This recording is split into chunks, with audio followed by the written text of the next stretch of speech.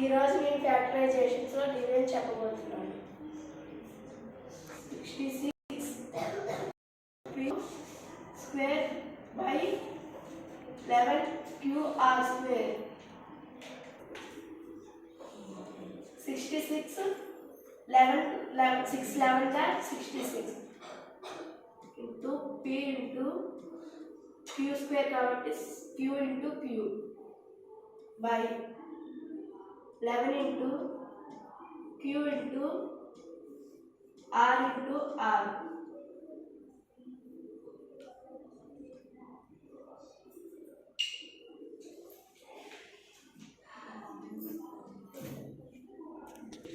పైన కింద సేమ్ ఉంటే కొట్టేయాలి. 11 11 Q Q is equal